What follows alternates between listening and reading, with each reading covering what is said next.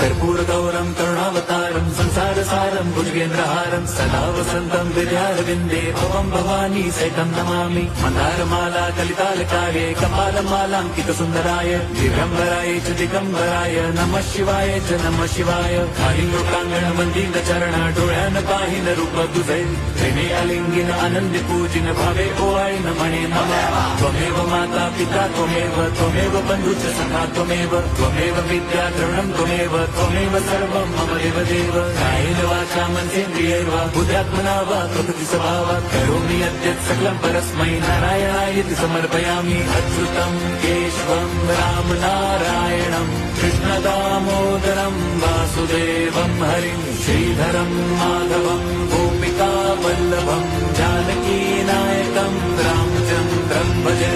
हरे राम हरे